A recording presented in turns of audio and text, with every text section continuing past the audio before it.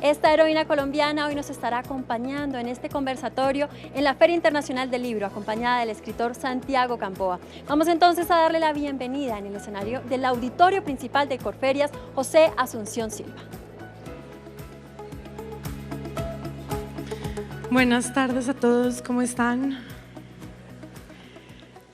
Les quiero citar hoy unas palabras de Ernesto Sábato que me recordaron una inspiración que tuve en mis primeras lecturas, un libro y unas palabras que me han marcado la vida y que nuestra invitada de hoy me hizo recordar apenas la conocí. Abro comillas. Les pido que nos detengamos a pensar en la grandeza a la que todavía podemos aspirar si nos atrevemos a valorar la vida de otra manera. Les pido ese coraje que nos sitúa en la verdadera dimensión del hombre. Todos, una y otra vez, nos doblegamos, pero hay algo que no falla y es la convicción de que únicamente los valores del espíritu nos pueden salvar de este terremoto que amenaza la condición humana. Más adelante dice: pero hay una manera de contribuir a la protección de la humanidad y es no resignarse, no mirar con indiferencia cómo desaparece de nuestra mirada la infinita riqueza que forma el universo que nos rodea, con sus colores, sonidos y perfumes. Ahora ya todo viene envasado y se ha comenzado a hacer las compras por computadora a través de esa pantalla que será la ventana por la que los hombres sentirán la vida. Así de indiferente e intocable. Y más adelante dice Ernesto: cuando somos sensibles, cuando nuestros poros no están cubiertos de las implacables capas, la cercanía con la presencia humana nos sacude, nos alienta. Comprendemos que es el otro el que siempre nos salva. Y si hemos llegado a la edad que tenemos, es porque otros nos han ido salvando incesantemente.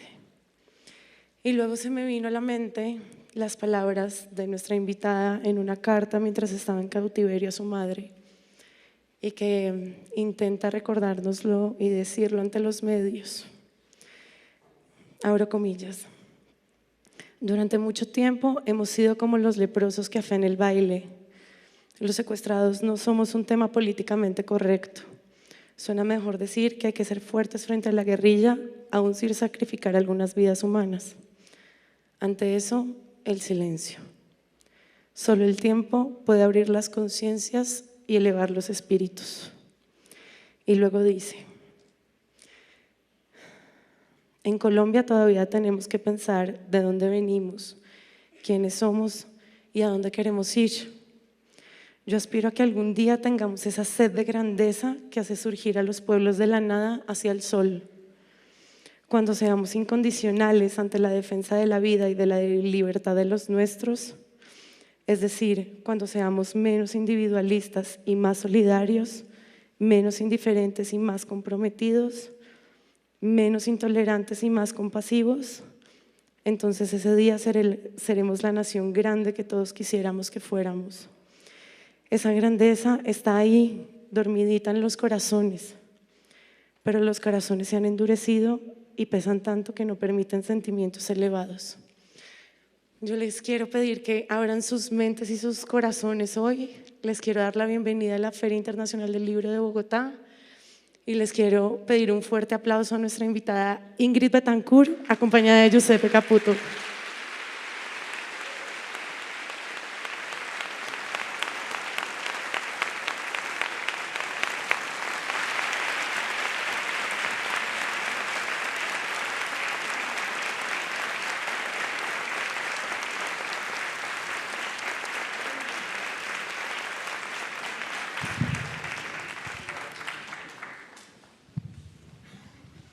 Buenas tardes. Muchas gracias por estar acá.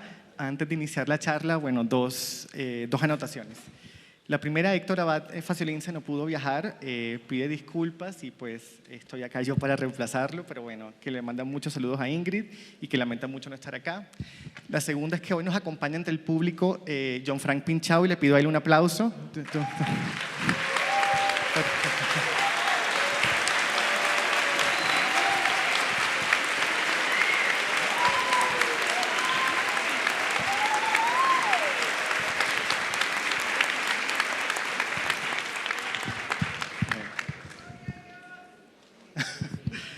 Bueno, ¿qué les cuento? Esta es la cuarta y última charla que va a tener Ingrid Betancourt en el marco de la feria.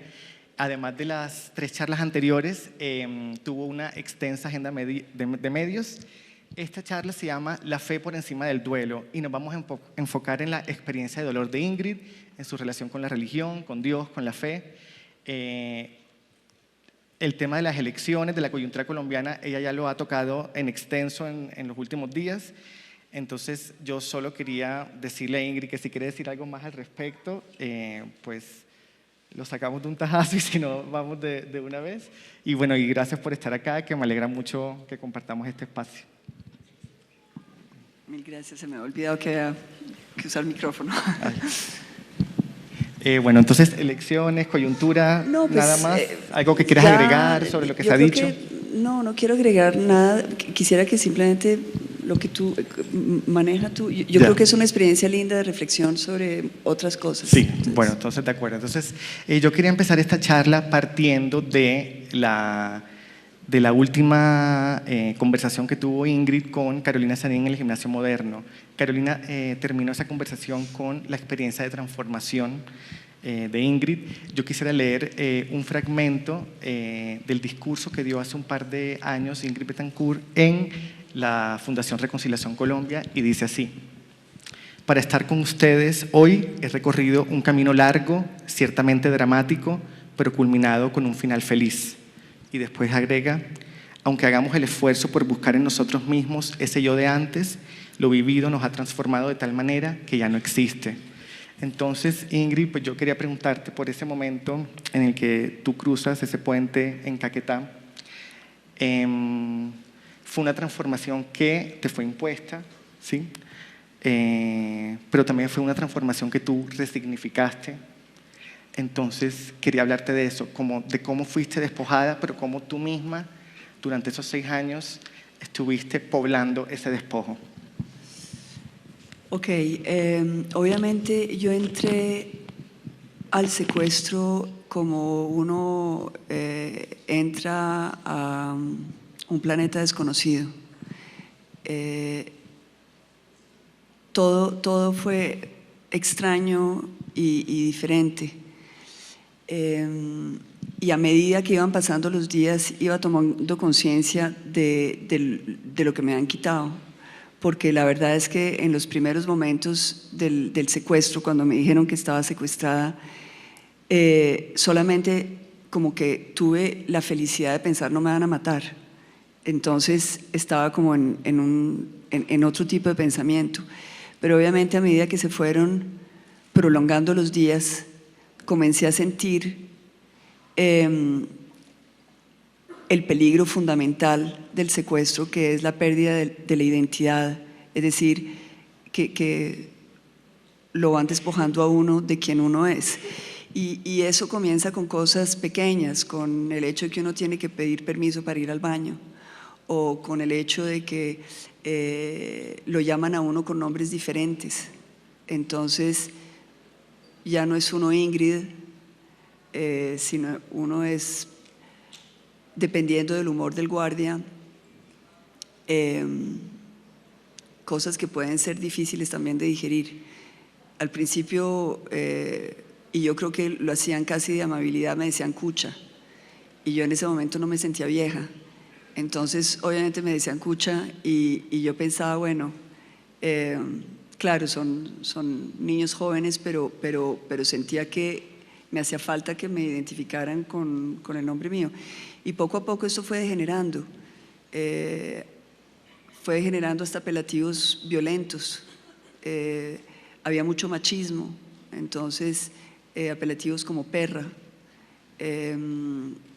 y otros más que obviamente me afectaban íntimamente, porque resulta que nosotros somos también la imagen que nos dan las personas que están alrededor nuestro. Entonces, el secuestro fue un secuestro del alma, fue un secuestro en el cual no solamente me quitaban la posibilidad de estar donde yo quería, la libertad de movimiento, sino que me cortaron de raíz de todo lo que yo amaba, de mis hijos.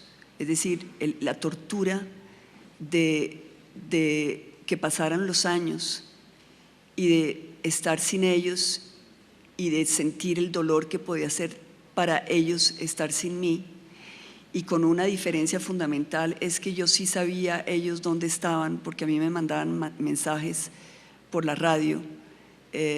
Todos los días mi mamá se levantó a las 4 de la mañana, como la mamá de muchos de nosotros estaba pensando en Pincho, que nosotros con Pincho oíamos los mensajes de nuestras mamás y después los comentábamos. Y esos mensajes pues nos permitían saber dónde estaba la familia. Entonces, de alguna manera nosotros sabíamos que estábamos vivos y que los nuestros estaban teniendo una vida, entre comillas, normal, pero ellos no sabían dónde estábamos nosotros. Ellos no sabían si estábamos vivos o muertos. Y ese despojo de lo esencial de la vida, que son las personas que uno ama, esa imposibilidad de uno tener una comunicación, el despojo también de sentir que el tiempo se le va pasando a uno sin fecha límite. Si uno está en una cárcel, uno está pagando una condena y uno sabe que a tal fecha lo van a sacar, pero en un secuestro uno nunca sabe cuándo va a terminar eso. Y eso forma unas angustias esenciales. Entonces, la transformación se da primero frente a ese... es como estrellarse contra un muro en que todo lo que para uno es identitario, lo que a uno lo forma, lo que a uno lo hace ser lo que uno es, de pronto desaparece. Y está uno en esa selva y uno ya no es nada, uno ya no es nadie, y uno tiene que comenzar a cuestionarse muy profundamente para saber uno finalmente quién quiere ser. Y quién quiere ser desde la base, porque obviamente que el secuestro trae emociones que uno no pensó que uno pudiera tener. Primero, emociones, por ejemplo, de envidia. En el cautiverio, una de las maneras que tenían las FARC de dividir a los rehenes cautivos era darle un tratamiento especial a algunos. Entonces, pues obviamente cuando uno está con hambre, cuando uno está con miedo, si al uno le dan algo más de comida, si al otro le dan un remedio para que uno necesita, cuando a uno le dan un mejor espacio, fíjense lo curioso de eso, la selva es un espacio inmenso, pero para nosotros como cautivos el espacio era muy reducido. Nos permitían estar de un palo a otro palo y no nos podíamos mover de ahí. Es decir, que estábamos confinados, hacinados, alrededor obviamente es decir, anillados por la gente de la guerrilla, y si al uno le daban un poquito más de espacio o le permitían construirse algo así como una mesa, pues a los que no nos daban eso, pues lo resentíamos, y era por eso que lo hacían, para que no nos habláramos, para que resintiéramos. Emociones como por ejemplo el odio. El odio es una emoción muy rara, porque uno cree que es algo fácil, pero odiar a una persona no es fácil. Tiene que haber pasado algo muy duro para que uno realmente un día se levante y diga: yo odio a esta persona. Y de pronto a uno le pasa eso. En cautiverio está uno en situaciones muy complejas, de humillación, de violencia, de arbitrariedad, de injusticia, y de pronto uno va a odiar a una persona, no por lo que le hace a uno, sino por lo que le hace a un compañero. Y es un odio que casi que lo enferma a uno. Nosotros teníamos, por ejemplo, casos, y sucedió muchas veces, en que alguno de nuestros compañeros estaba enfermo. Yo me acuerdo, por ejemplo, Lucho tuvo un ataque cardíaco en medio de la selva, y nosotros sabíamos que la guerrilla tenía aspirinas y suplicábamos de rodillas que nos dieran aspirinas, porque sabíamos que eso era lo único que se le podía dar en esas condiciones. Lucho era diabético, estaba sufriendo mucho físicamente, y no le quisieron dar las aspirinas. Créanme que, es decir, eso produce un odio muy terrible. Obviamente, bueno, cosas que le suceden a uno, de humillaciones muy, muy graves que hacen que uno quiere matar. Uno quiere matar a una persona en específico, a un guardia que lo humilla a uno de una manera que para uno es prácticamente intolerable. Yo me acuerdo, por ejemplo, yo me había escapado y me habían recapturado y era castigo, es decir, y el castigo era muy, muy cruel. Entonces, a mí me tenían encadenada a un árbol y a todo el resto del grupo lo tenían como aparte y estaban todos bajo una carpa, es decir, estaban de alguna manera protegidos y cae este aguacero torrencial y yo afuera con la cadena como un perro y los compañeros no me podían hablar, no se podían acercar, tenían prohibición de ayudarme y ese sentimiento de estar tratado como un animal, es decir, realmente es una sensación muy extraña que después podemos desarrollar. Nace también de todas esas experiencias una solidaridad con los animales que hasta hoy, es decir, realmente ve uno lo que el ser humano puede ser de arbitrario y de cruel con los animales porque uno ha sido tratado como un animal. El caso es que me acuerdo vívidamente de ese momento y pasan las horas y tengo ganas de ir al baño y yo estaba ahí como en medio de todo el mundo, ¿no? Es decir, mis compañeros estaban ahí, los guardias estaban ahí, entonces yo le pido al guardia que me suelte la cadena para poder por lo menos ir detrás de un árbol, ¿no? Y el guardia que me odiaba, era un hombre que realmente, es decir, había desarrollado un odio enfermizo en contra mía, se voltea y me dice: lo que tenga que hacer lo hace aquí delante mío, perra. Entonces, fíjense que hoy en día lo puedo contar sin llorar, es decir, mejorado a mí, pero yo me acuerdo el sentimiento y me acuerdo de haber pensado, yo lo voy a matar, yo a este tipo lo voy a matar. Y pensar, bueno, ¿cómo lo voy a hacer? Tengo que conseguir un machete y tengo que mirar, y casi que imaginándome la escena, y lo peor de todo, que era casi gozando la escena del crimen. Y fue ahí donde me di cuenta que yo estaba en riesgo de perder mi alma, estaba en riesgo de transformarme en exactamente lo que yo más odiaba, o más, es decir, lo que me era más repulsivo, que era la violencia y el crimen y el asesinato. Y me acuerdo, pero pasaron días, eso no fue como así, pasaron días hasta que un día dije: la verdadera libertad no es la libertad que conocemos de estar donde uno quiere, hablar con quien uno quiere y hacer lo que uno quiere, no. La verdadera libertad es el lujo infinito de ser quien uno quiera ser. Y eso no depende de nadie. Eso depende solamente de uno. En cualquier condición en que lo tengan a uno, uno puede definir uno cómo reacciona al evento y uno quién quiere ser. Y eso para mí fue como una epifanía, es decir, y ahí comenzó el verdadero cambio. Ingrid, tú has hablado varias veces de la gratitud impagable y refiriéndote a las personas que murieron por salvarte. Y yo quería preguntarte cómo se relaciona uno con la propia vida, cómo cambia la vida de uno cuando sabe que todo lo que uno va a hacer de ahora en adelante es gracias a alguien que ya no está y que murió por uno. Hay algo en relación con las personas a las cuales uno les debe la existencia, y es que la relación que uno tiene con el ser humano cambia completamente.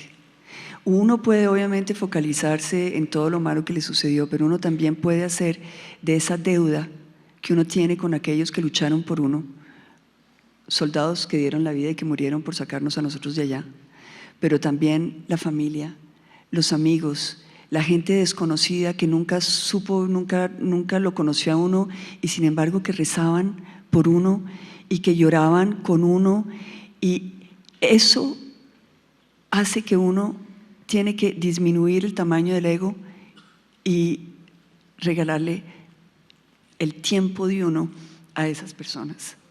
Y yo creo que eso es el cambio fundamental, es decir, las prioridades de la vida de uno cambian. Para mí, por ejemplo, después de ver el sufrimiento de mis hijos, y lo digo porque mi hija está acá conmigo hoy, lo cual es una cosa muy especial porque por lo general no está, pero hoy está conmigo, decirle a ella que después de la liberación, ella es mi prioridad.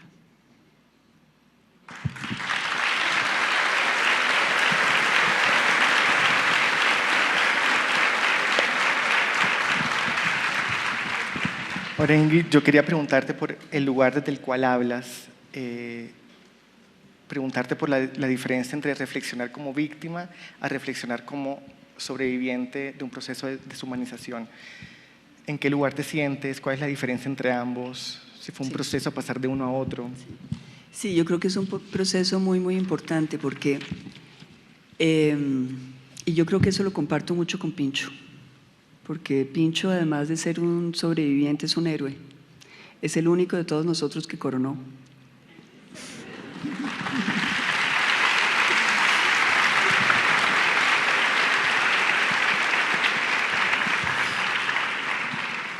Y valga la pena decir que si él no hubiera coronado, nosotros seguiríamos probablemente en la selva, porque todo empieza con la información que da Pincho, y a partir de ahí se da el operativo que nos saca de allá. Ser víctima es estar en una perspectiva de sí mismo en el cual uno siente que el que lo ha agredido a uno lo ha convertido en su objeto y en su posesión. Es decir, que uno no puede zafarse del hecho de que el otro lo ha hecho o lo hace a uno sufrir. Ser superviviente es volver a tomar las riendas de su destino, a pesar de saber que ese destino puede simplemente limitarse a decidir uno cómo quiere controlar sus emociones. En ser víctima está uno cargado de oscuridad, de dolor. En ser superviviente uno está cargado de luz, reenergizado. Cuando uno es víctima, uno carga con el peso del mundo. Cuando uno es superviviente, uno tiene las alas espirituales del amor de todo el mundo. Son dos perspectivas totalmente diferentes.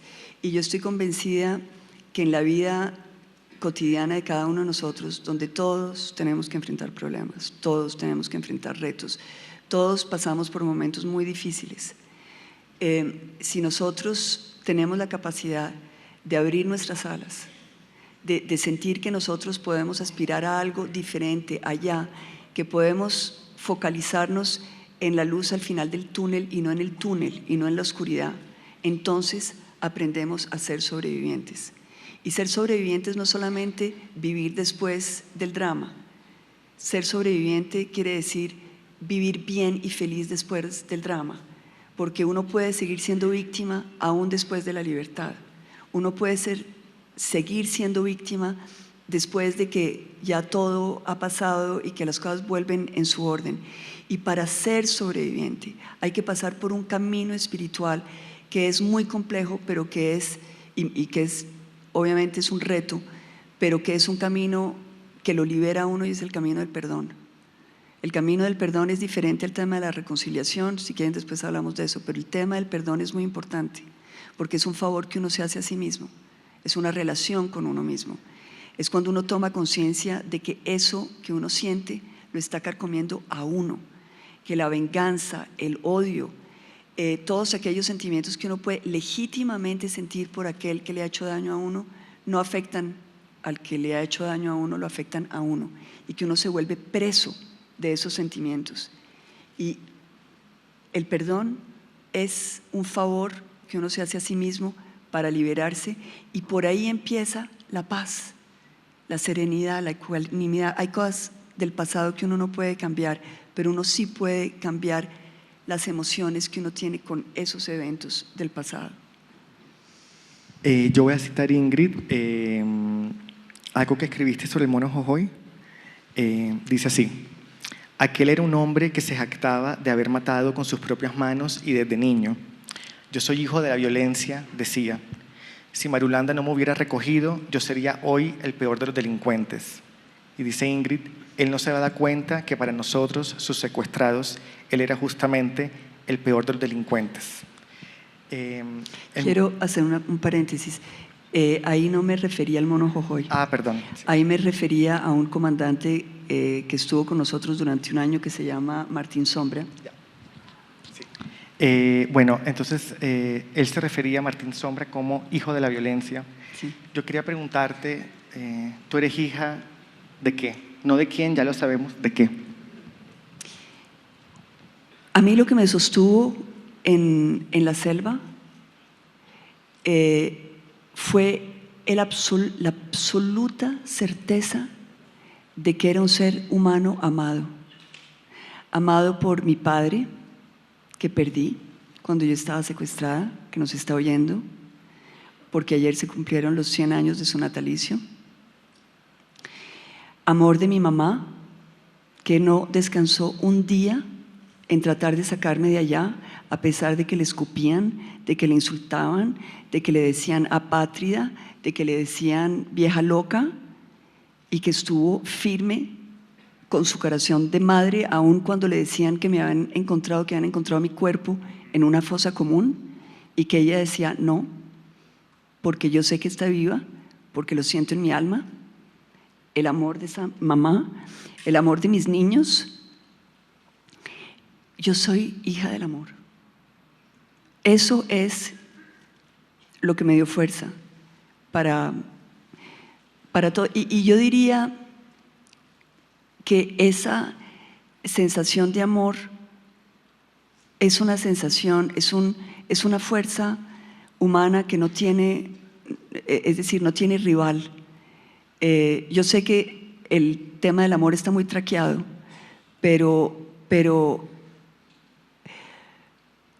hoy estuve oyendo los testimonios esta mañana de hombres hechos y derechos que comenzaron sus vidas siendo gamines, niños que estaban en las calles de Bogotá durante la violencia, que vivían en la calle debajo de un puente y que no tenían ni papá ni mamá. Y oyendo lo que ellos decían, entendiendo lo que era para ellos no tener raíces, no haber tenido un amor, alguien que los acariciara, que les dijera tú eres mi hijo, entendí por contraste lo que yo sabía que era, pero que obviamente lo comparto con ustedes, porque uno cree que el amor es como algo como que todos tenemos y que es como lo banal, y yo diría que es lo excepcional y es lo que compartimos todos. El amor que recibimos es tan excepcional y es tanto lo que nos construye, y tenemos que acordarnos de eso cuando estamos frente a niños, porque esos niños necesitan de nuestro amor incondicional para poderse construir con fuerza para todo lo que llega en la vida. Siguiendo con este concepto de los hijos de la violencia, leyendo No hay silencio que no termine, la pregunta que uno se hace una y otra vez es: ¿cuál es la experiencia cognitiva de una persona que está sufriendo una violencia? Es decir, ¿qué es lo que la violencia le hace a alguien? Simone Weil dice que la violencia es una fuerza que nos transforma en objetos. Quería preguntarte para ti, ¿qué es la violencia? Bueno, yo creo que el tema de la violencia es muy complejo, porque, bueno, a nosotros nos habían convertido en objetos, obviamente. A nosotros nos llamaban carga. Es decir, cuando se referían a nosotros, decían la carga. Los vamos a transportar, que la carga la vamos a transportar, y esos éramos nosotros. Nosotros éramos objetos para la guerrilla.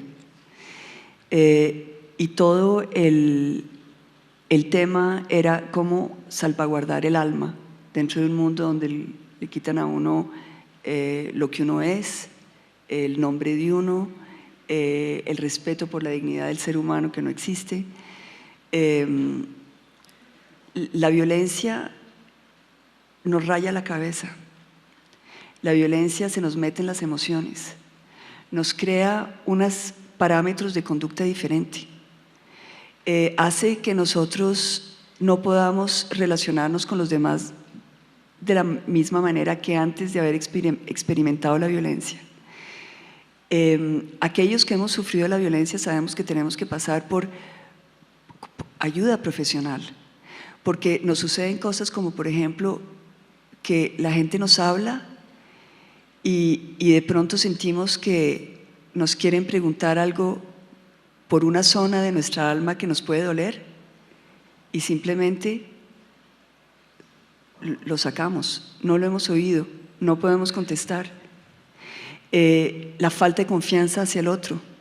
Yo me acuerdo cuando llegué del cautiverio, la conversación con mis hijos era complicada, porque todo lo que me decían yo lo ponía en duda, porque uno se acostumbra en la selva a no creer en nada ni en nadie.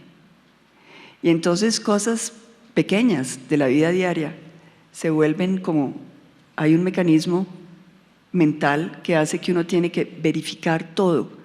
Si le dicen a uno que es que está haciendo 10 grados de temperatura, va uno y chequea. Es decir, la confianza se pierde y es algo que para uno es terrible, porque si es en las pequeñas cosas, imagínense en las grandes, la incapacidad que uno tiene de relacionarse con una persona en términos de confianza.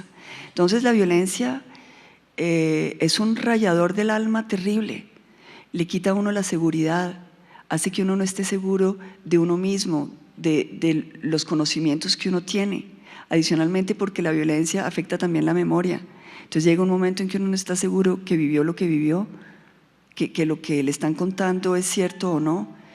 Entonces tiene uno que entrar a a una focalización muy constante de salirse de esos esquemas para volver a la normalidad. Y esa normalidad se construye con pequeñas cosas, pero aquel que crea que la violencia es algo que sucede y que se va, que es un golpe que deja un morado y después se quita, eso no es así. La violencia, el grito, las palabras violentas, las humillaciones, los malos tratos, todo eso lo afecta a uno y uno tiene que lograr encontrar en uno mismo la luz del amor para hacerle frente a esa violencia, para que no le dañe a uno el alma y para uno no marchitarse.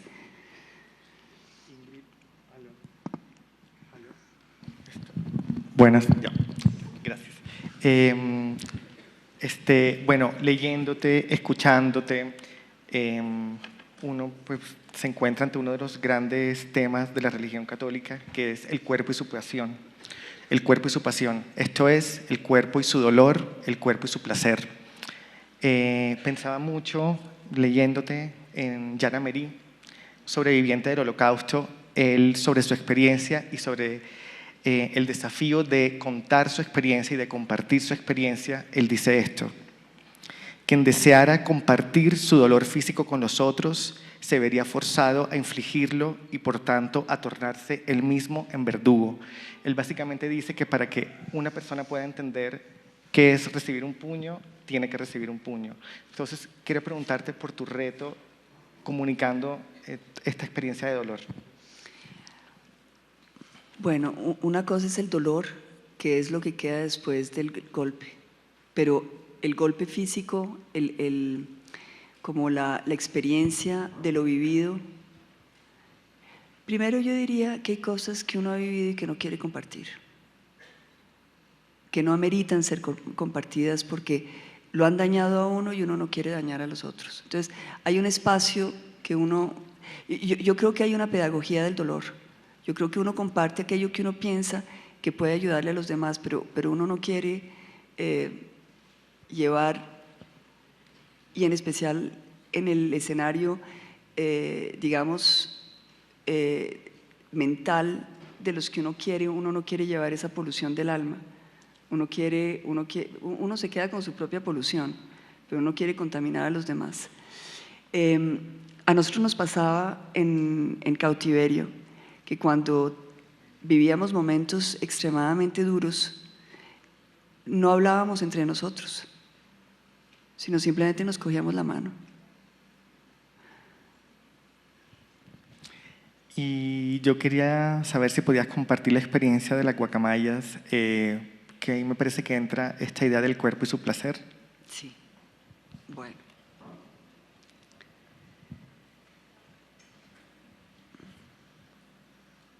Hablemos de los animales. Sí. Hablemos de los animales, porque para hablar de las guacamayas quiero hablarles de otros animales antes. Obviamente los animales eran tan perseguidos como nosotros y la guerrilla tenía el hábito de matar lo que viera.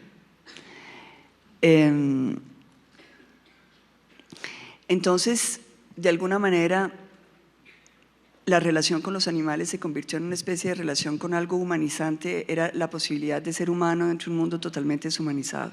Les quiero contar la historia de Cristina. Cristina era un mico hembra, una mica. El grupo de micos había pasado por encima del campamento y ellos habían matado a la mamá para poderse quedar con este bebé.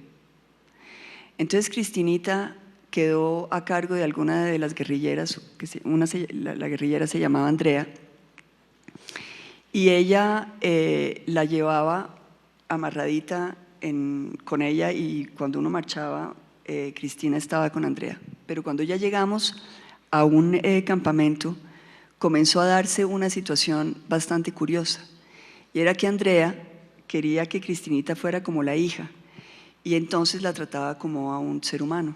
Entonces la quería bañar todos los días, y la bañaba con jabón, y la hundía en el agua, y la quería peluquear, y de hecho le hicieron un corte de pelo como a los militares, es decir, mesa, ¿no? Tabla. Y Cristinita, horrorizada, porque obviamente pues para eso era una tortura, y yo miraba eso desde lejos, porque obviamente pues yo era secuestrada y yo miraba a los muchachos haciendo este tipo de cosas y trataba como de intermediar y decirles: miren, este es un animalito, a ellos no se les puede bañar todos los días porque sufren. Es más, lo mejor es no bañarlos, porque ellos tienen un aceite que los cubre y que los protege. Ustedes les están haciendo es un daño a este animalito.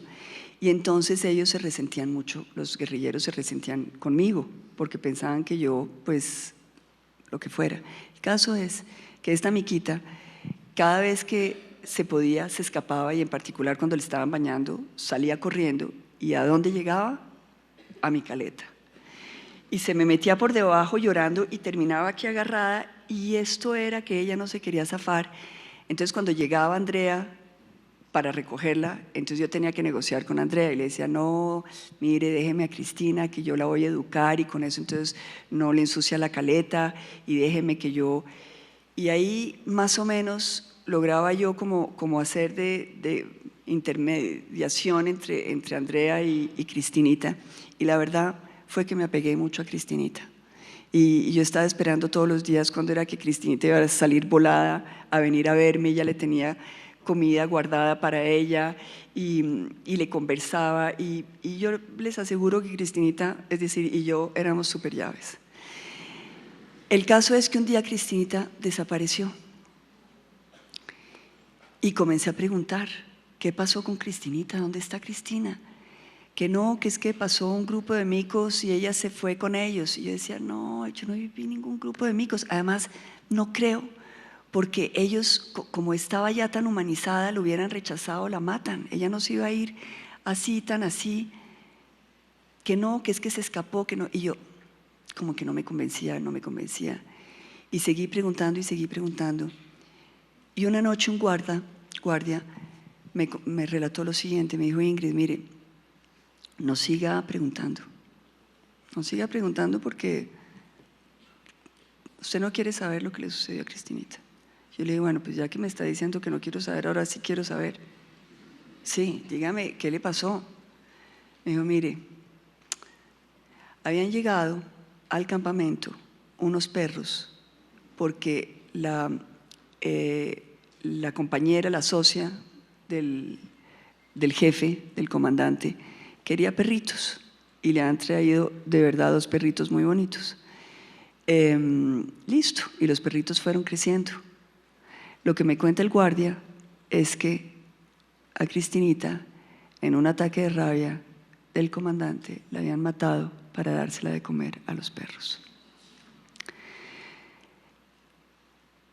Bueno, uno pierde muchas cosas en la selva, pero cuando uno pierde los amores, y les cuento que este cuento mío no es muy diferente del de otro compañero que vivió muchos años solo, es decir, en un cautiverio solitario, y él se apegó a un perro que pasó por ahí y era su amigo y le compartía la comida y todo, y el comandante pasó lo mismo. El comandante se dio cuenta que era un amor entre ese perro y Luis Eladio, y le mató al perro a machetazos enfrente de él. Entonces, la relación con los animales se convirtió para todos nosotros en algo muy, muy esencial, muy próximo. Yo no sé si Pincho se acuerda de una vez que estábamos en una canoa con motor, íbamos con Enrique. Ahora yo no sé si Pincho ya se ha volado, pero el caso es que estábamos ahí y íbamos por este caño hermosísimo, un caño así como espectacular, y de pronto el comandante dice, apaguen los motores. Entonces apagan el motor y hay como una línea que va cruzando por el agua, 2 orejitas, y se va acercando, y era una danta con sus ojitos, era como una mirada, tenía las pestañas encrespadas, toda femenina, era una belleza de animalito acercándose. Entonces el comandante dice, pásenme en el fusil. Entonces yo le digo, no, Enrique, ¿cómo así? Que la va a matar, este animalito tan divino. Además, nosotros lo que deberíamos hacer es proteger a estos animales porque ya no van a ver en el mundo animales como estos. No la mate.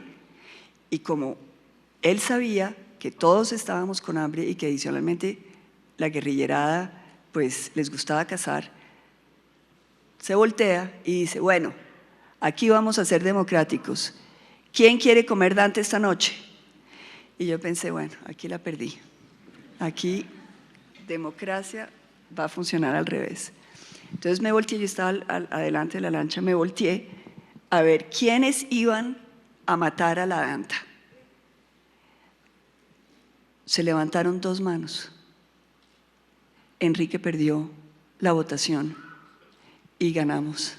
La danta salió viva.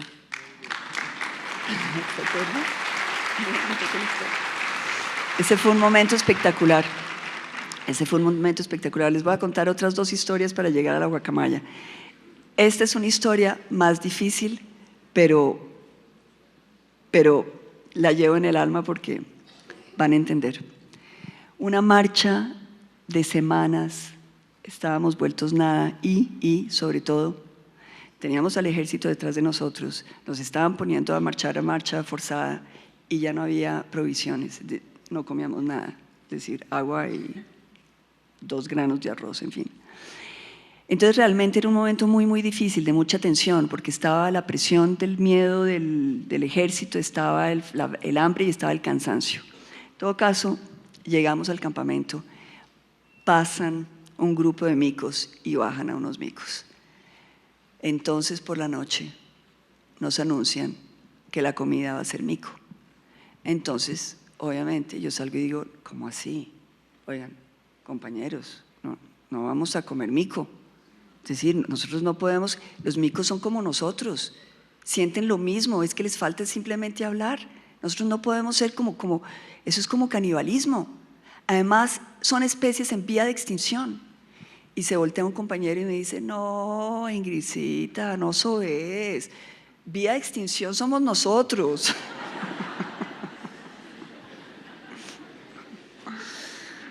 Bueno, a Dios gracias, había sentido el humor en esa selva porque si no, no hubiéramos sobrevivido.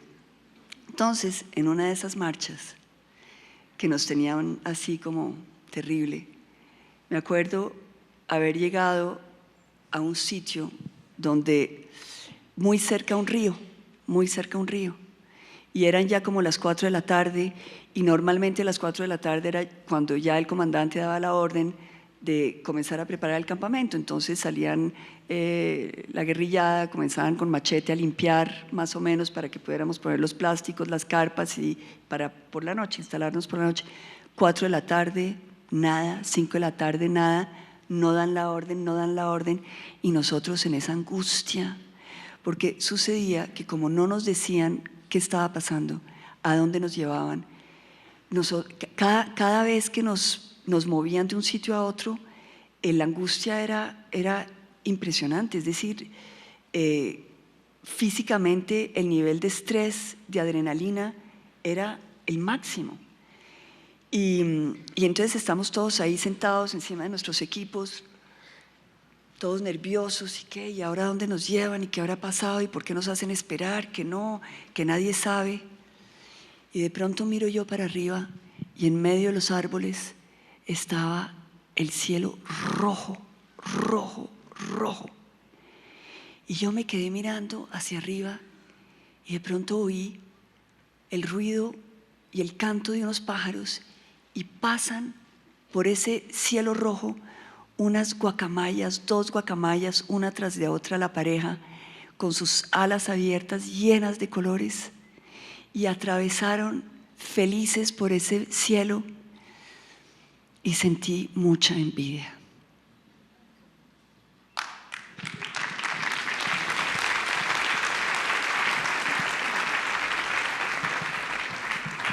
Ingrid, ahora yo quería preguntarte por ese hacerse una casa de la que hablas en la carta con tu mamá. Voy a leer un pedacito.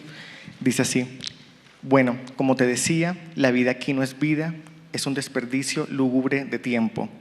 Vivo o sobrevivo en una hamaca tendida entre 2 palos, cubierta con un mosquitero y con una carpa encima que oficia de techo, con lo cual puedo pensar que tengo una casa. Y luego hablas de la Biblia como tu único lujo. Quería preguntarte por eso. Sí, nosotros fuimos nómadas durante 7 años. A mí me tocaron 6 y medio, pero por ejemplo a Pincho le tocaron 15. Sí. Bueno, me está corrigiendo. El sentimiento de precariedad, de no tener nada, de no ser nadie, de alguna manera creo que también fue una buena escuela, porque es cierto que uno, como que hoy en día, uno le da mucho menos importancia a muchas cosas que antes eran importantes. Lo que quiero decir con esto es que si algo le queda a uno claro es que lo material no importa. Lo que importa es, a mí lo que me importaba en la selva era que mis compañeros estuvieran bien, es decir, el afecto, la familia, y a ellos les importaba que yo estuviera bien. Yo me acuerdo una vez que tuve un problema grave con un guardia por irrespeto, y le mandé la mano porque no tenía otra solución para defenderme y que había que parar a estos muchachos porque eran muy groseros. Y obviamente me encadenaron. Y entonces Pincho se acercó y me dijo: tranquila, Ingrid, esa es su condecoración.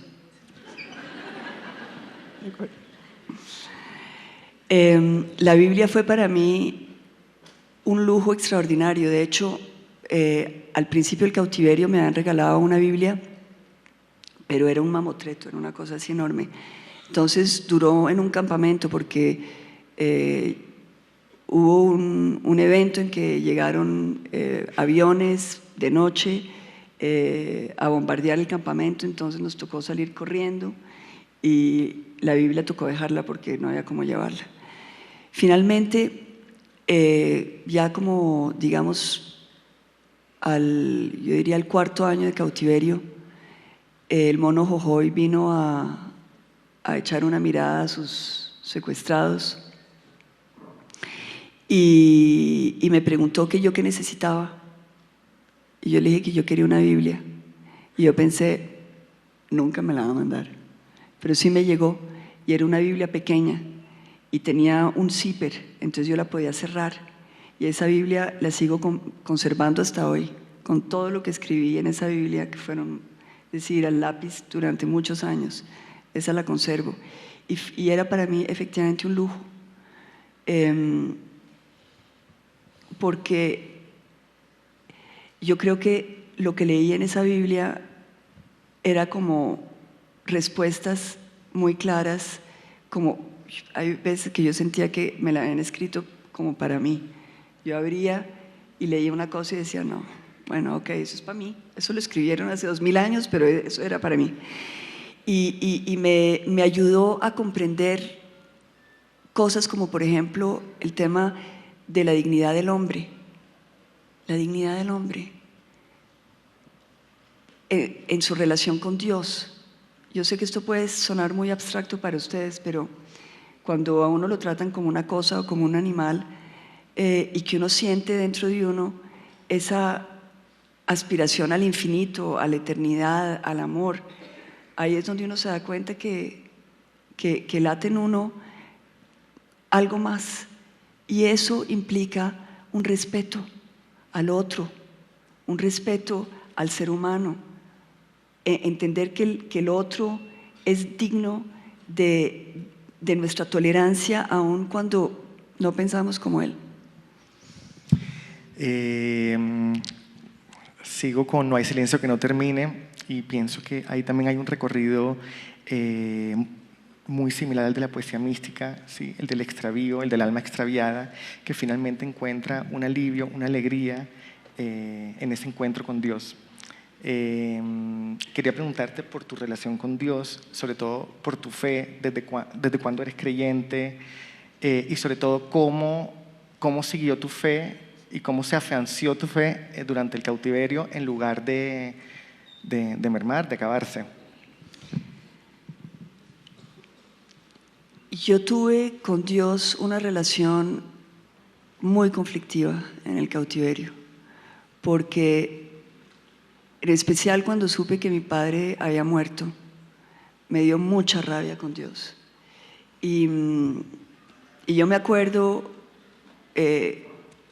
haber pensado, es que yo no quiero creer más en Dios, no quiero creer más en Dios, es que no me parece que Dios pueda existir cuando sucede lo que está sucediendo. Y la pregunta que yo me hacía y que le hacía a Dios era, ¿por qué a mí? ¿Por qué yo? Obviamente, esa no era la pregunta adecuada, no era por qué a mí ni por qué yo. La pregunta adecuada era, ¿cómo? ¿Cómo hago yo para soportar esto? Y en el cómo encontré a Dios, porque uno solo no puede. Y Dios fue para mí en lo pequeño y en lo grande. Yo quiero decirles que yo le pedí a Dios cosas muy pequeñitas, porque yo pensaba, no, ese Dios está ya muy embolatado con tantas cosas que pasan en el mundo que va a tener tiempo de encargarse de que me saquen o no me saquen a mí. Entonces me metía por el lado y iba y hablaba con la Virgen. Y a la Virgen le pedía cosas, pero les prometo que esto es verdad. Yo a la Virgen le pedía cremas para la cara.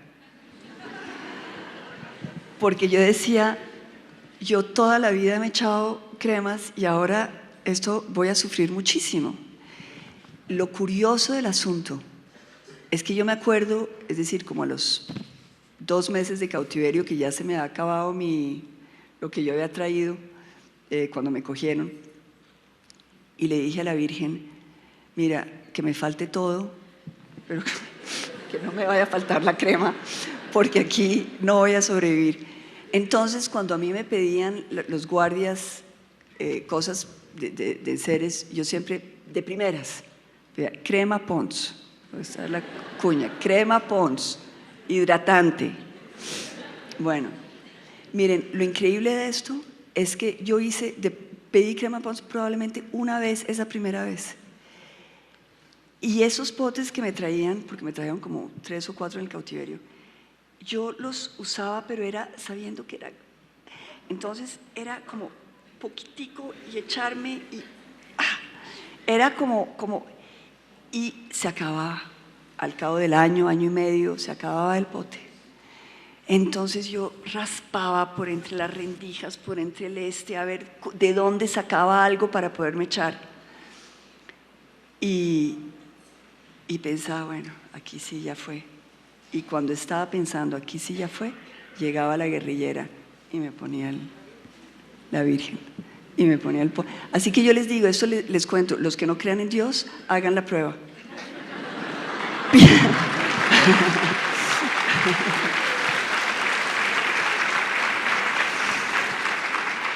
Entonces, claro, después de la crema Pond's pedí cosas un poquito más importantes. Pero no les voy a contar este cuento porque es muy largo, pero lo que sí les puedo decir es que estoy absolutamente convencida de que la Operación Jaque, como se dio, fue muy ayudado desde allá arriba. Pero de pronto sí les voy a contar. Bueno, ¿les cuento? Bueno, les voy a contar cómo lo viví. Allá ustedes sacan sus conclusiones. Bueno, Pincho también tiene una historia así para contar, que después le decimos que la cuente.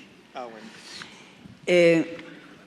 El caso es que yo había estado muy enferma, muy enferma. Por esa época fue cuando sacaron la prueba de supervivencia, en que yo estaba, como me vieron, en muy mal estado. Y comenzaron a ponernos a marchar y era agotante y yo no tenía fuerza. Yo me acuerdo que después de esas marchas yo quedaba liquidada, y en esa especial yo ya estaba realmente muy cansada, y estaba tan cansada que a mí, que me gustaba que nos llevaran a baño, esa vez dije, uy no, yo creo que yo de acá no me muevo. El caso es que prendí la radio. Ahora, lo que hay que saber es que en la selva la radio no entra todo el día, porque el calor y las ondas no atraviesan la selva. Entonces solo llegan a partir de comienzan a entrar a las 5, a las 6 entra la luciérnaga, perfecto. Entonces ahí estábamos todos oyendo la luciérnaga, pero esto era a las 3 de la tarde. Entonces yo digo, no podía hacer nada, igual me puse a mirar a ver si por onda corta de pronto encontraba alguna cosa. Y oigo una voz que habla, este es el mes de junio, mes del Sagrado Corazón. Resulta que mi papá, el último día que lo vi de mi vida, que fue el día antes de que me secuestraran, él me cogió la mano, se volteó hacia una imagen que tenía del Sagrado Corazón y le dijo, Sagrado Corazón, pongo en tus manos a esta niña. Y a mí ese cuento se me había olvidado. El caso es que cuando oigo el mes de junio, Sagrado Corazón, digo, Sagrado Corazón. Entonces me puse a oír lo que había, y esto debía ser de alguna emisión de esas de religiosas que sacaban desde Miami o alguna cosa, pero era en español. Y comienzan a hablar del Sagrado Corazón, de las promesas que le hizo a Santa Margarita de Alacoque. Entonces yo ahí oyendo, y entonces comienzo a oír cosas que me comienzan a llamar la atención, como por ejemplo, yo tocaré el corazón duro de tus enemigos. Eso me puede servir. yo uniré a tu familia. Uf, eso sí que me puede servir. Yo bendeciré los planes que tengas y los haré realidad. Wow. Entonces, claro, como eso me estaba hablando tan fuerte, yo me acuerdo que yo dije, no, yo tengo que escribir esto porque se me va a olvidar. Y no tenía con qué escribir. Tenía un lápiz entre el equipo y busqué a ver qué había y había un pedazo de cartón viejo porque habían repartido cigarrillos y habían botado el cartón de la paca de cigarrillos. Entonces ahí lo cogí y medio escribí los que me acordaba, que son los que me acuerdo ahora, porque nunca me acordé de los otros. Y pensé en esto y le dije, bueno, Jesús, yo a ti realmente en estos 6 años y medio que llevo acá no te he pedido cosas porque siempre le pido a tu mamá, que es muy efectiva. Pero si lo que tú dices, lo que le dijiste a Santa Margarita es verdad, pues yo sí tengo un negocio que proponerte. Porque yo no te voy a pedir a ti que me saques de acá porque, pues nada. Pero lo que sí te pido es que me digas cuándo me vas a sacar de acá. Porque si tú me dices cuándo, si yo tengo una información, si yo sé que de acá salgo en 5 años o en 10, yo aguanto.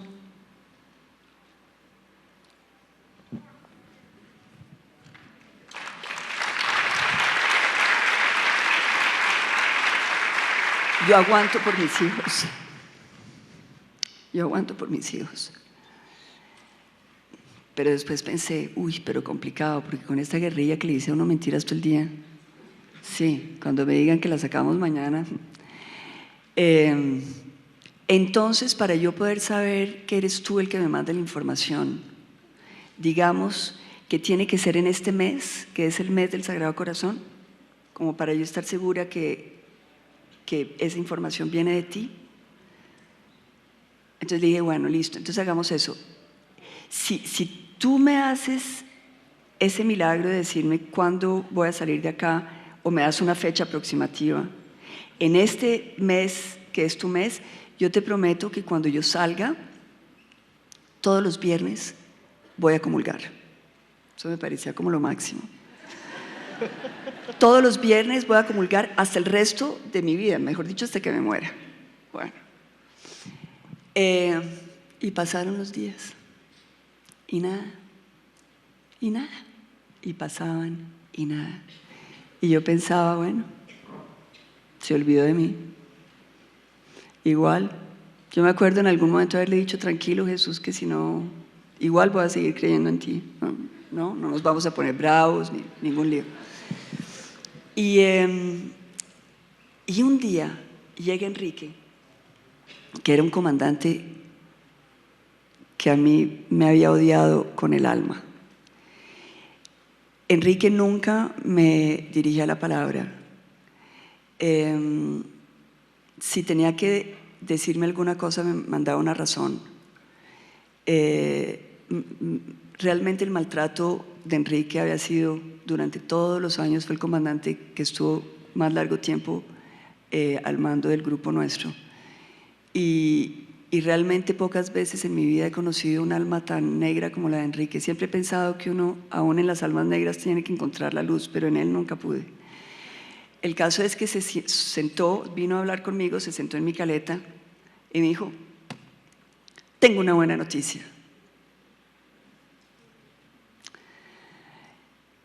Él ya me había dado varias buenas noticias y yo sabía que eso era. Entonces yo estaba muy prevenida. Y me dijo, mire, me acaban de avisar que viene una comisión europea, la quieren ver, quieren hablar con usted, así que les vamos a traer ropa nueva, porque obviamente estábamos en harapos. Entonces yo dije, bueno, por lo menos ropa nueva. No sabe uno, de pronto alguno de ustedes sale libre.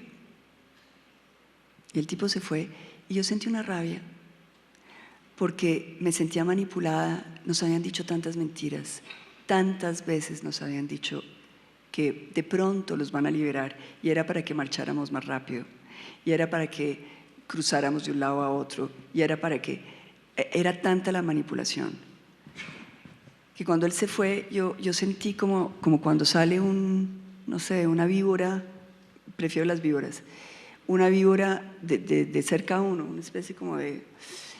Y de pronto pensé, ¿qué día es hoy? ¿27 de junio? De pronto, esta comisión es la que me va a decir cuándo me van a sacar a mí. Bueno, les acorto el cuento. La comisión era la Operación Jaque.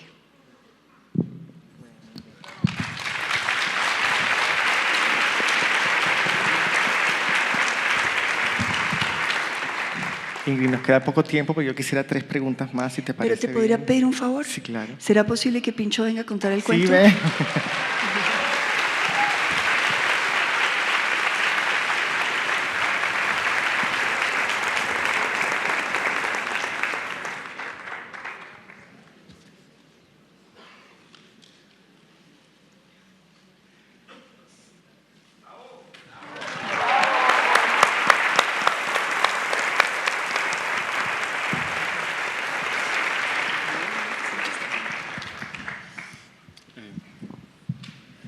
¿Qué cuento?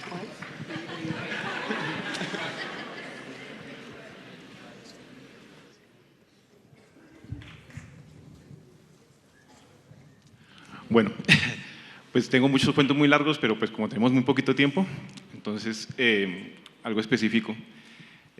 Al igual que Ingrid, yo también había hecho como un paréntesis con Dios, porque cuando se llegó la primera liberación, pues vi que los que más oraban nos quedamos en el cautiverio y los que no oraban pues se habían ido.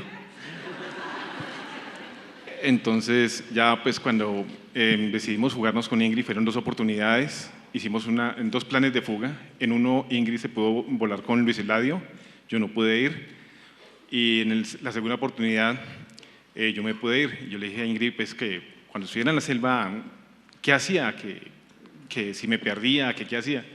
Y ella me dijo que llamara a Dios, que Él me iba a escuchar y me iba a ayudar, y fue Dios quien me sacó de ella. No, pero espera un segundito. No, el cuento es más bonito. Lo que pasa es que miren, la verdad fue que él me dijo, ¿y yo cómo hago? Y si me perdí, yo le digo, no, llamas allá arriba. Yo no dije Dios, yo dije, llamas allá arriba. Y entonces Pincho dijo, no, Ingridcita, yo no creo en Dios. Y yo le dije, que a él no le importa, igual te va a ayudar. ¿Sí fue o no? Bueno, ya. Sí, bueno, aprovechando que están los dos, quería preguntarles algo. Estamos en un momento que estamos a punto, digamos, de ver si la violencia es una fuerza humana, demasiado humana, que siempre va a encontrar una transformación, va a mutar, o si por el contrario la violencia obedece a unos factores, a un espacio, a un espacio específico y que en ese sentido es contingente. Y quería preguntarles a ustedes qué piensan, si es una fuerza, digamos, irremediable o si es algo que efectivamente se puede acatar respondiendo a todos los factores que la provocan. Yo creo que la violencia es un estado natural del hombre. Naturalmente existe la ley del más fuerte, lo vemos en los animales y en los hombres, en las naciones. Por esa razón se crean las leyes para proteger a los débiles y para frenar a los violentos. Entonces es un estado que pues, yo pienso que pues, durante toda la historia se va a convivir con la violencia, sino que pues, debemos buscar los medios pues, para minimizarla y para poder pues, evitarla prácticamente.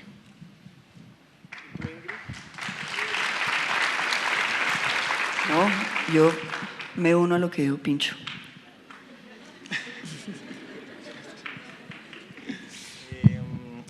Ya bueno, para terminar, como saben, la feria le dedicó esta edición a las emociones en su franja temática y a todos los autores participantes les pedimos que definieran una emoción. Ingrid escogió la alegría, la culpa y la compasión. Yo voy a leer las frases de Ingrid y le voy a hacer una pregunta, ¿te parece? Sí. Ingrid dice, ¿qué es la alegría? La alegría es el sí del otro. ¿Cuál fue un sí que te cambió a ti y el último sí que diste tú? Bueno, pues el mayor sí es el sí del amor. Todos lo hemos experimentado. Hay sí que vienen envueltos de manera mágica, como por ejemplo cuando uno oye por primera vez el grito de su bebé, ese es un sí. Hay otros sí que vienen de manera inesperada, y yo de pronto quiero compartirles uno que no hace parte de la selva, pero sí hace parte de mi capital afectivo.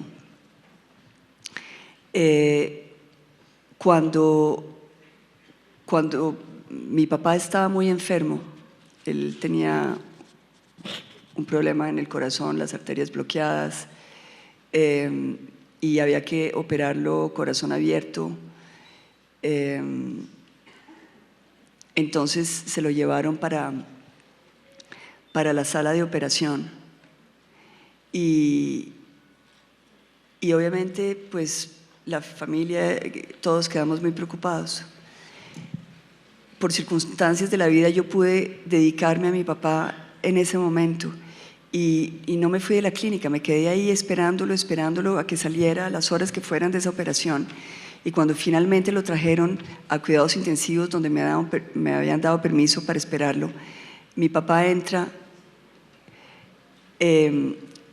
obviamente irreconocible porque tenía tubos por todos lados, estaba totalmente verde, y era muy impresionante verlo en esa situación y casi que venía como un cadáver realmente, pero él abrió los ojos y me di cuenta que se había despertado y me hizo el ademán con la mano de que me acercara. Entonces yo me acerqué y puse la oreja junto a la boca de él para oír lo que él me quería decir. Me dijo: ¿sabes qué encontraron cuando me abrieron el corazón? Y yo le dije: no, papá, no sé.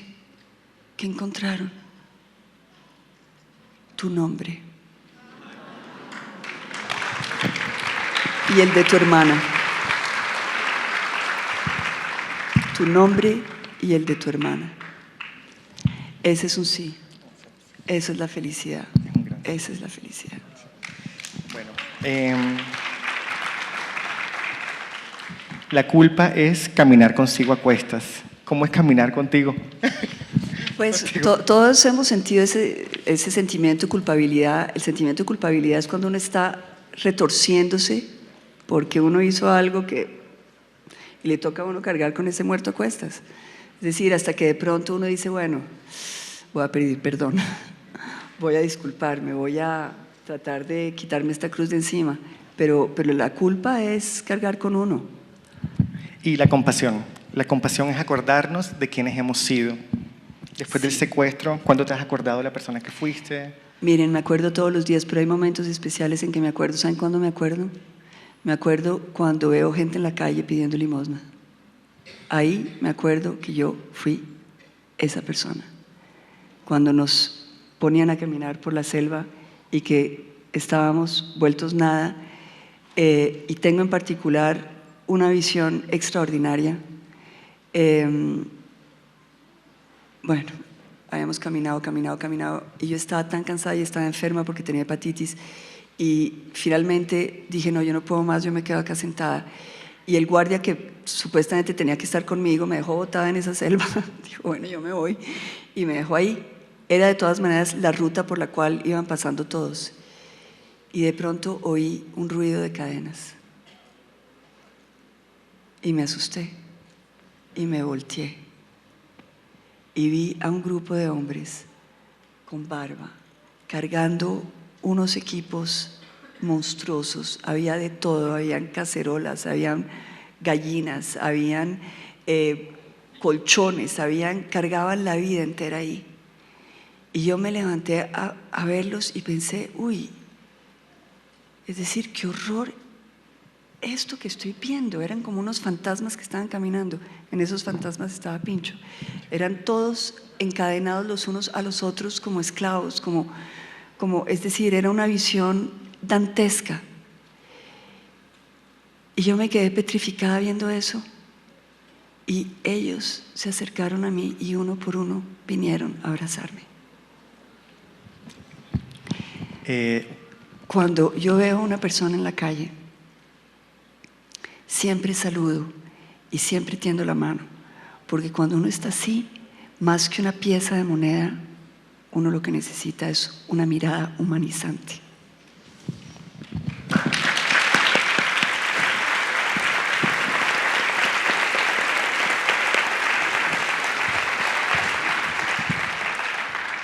La última pregunta para los dos se trata de volver a tener una voz. Cito a Ingrid. En ese mundo, lo primero que tuve conciencia de haber perdido fue mi voz. La narración de mi secuestro, la reconstrucción de los hechos que precedieron mi captura, los comunicados del gobierno y de la guerrilla, los comentarios de muchos, las especulaciones de tantos, todas las voces se oyeron, salvo la mía.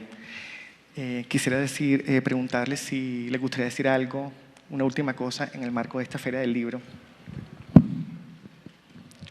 A los dos que ya tienen voz. Bueno, yo quisiera decir que a pesar de todos los problemas que uno le pueda ver al acuerdo de paz, estoy convencida, porque lo he sufrido, que es el mejor regalo que le podemos hacer a las futuras generaciones.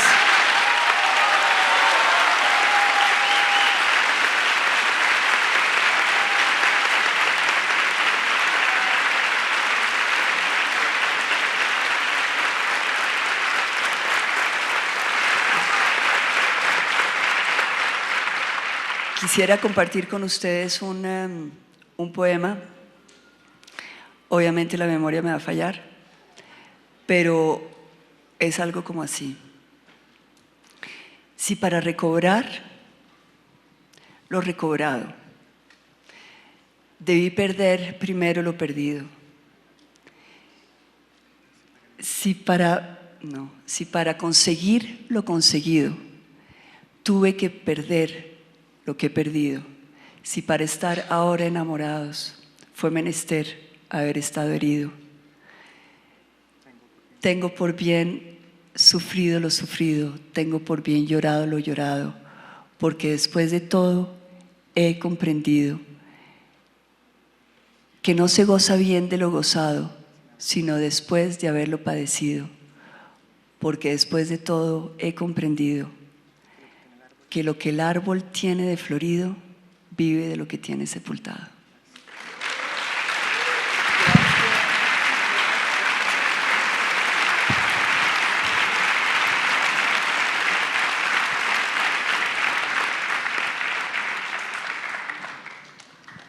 No, pues yo no tengo poemas.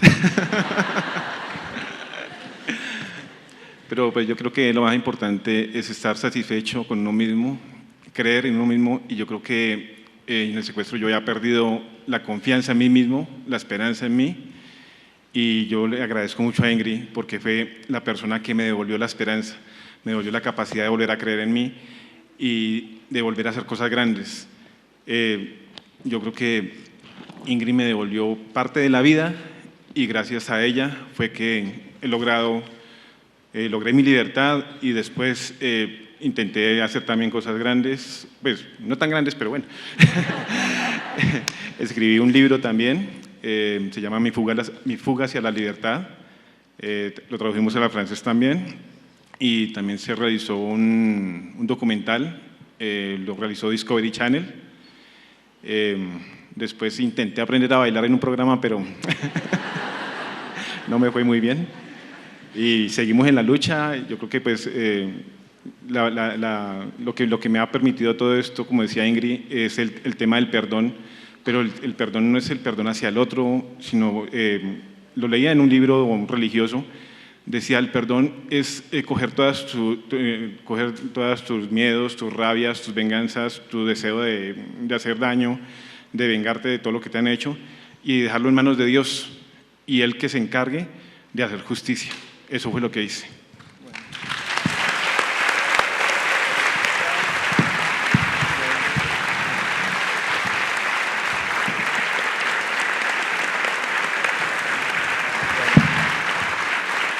Y para finalizar, unas palabras de la Feria del Libro para ambos, en nombre de todo el equipo de la Feria del Libro, que agradece con el corazón a Ingrid por haber venido.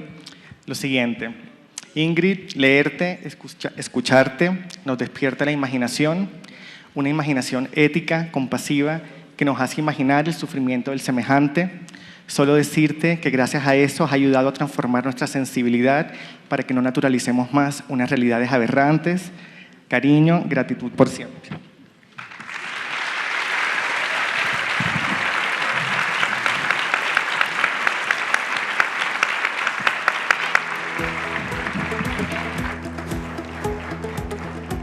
La fe por encima del duelo.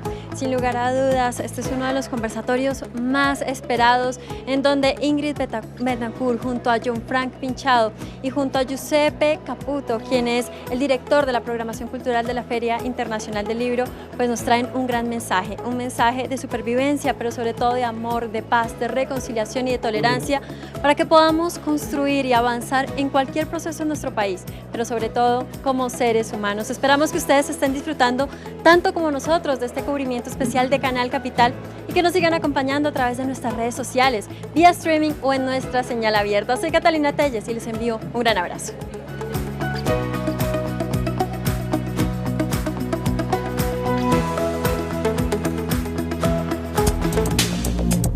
Canal Capital presentó Feria del Libro de Bogotá.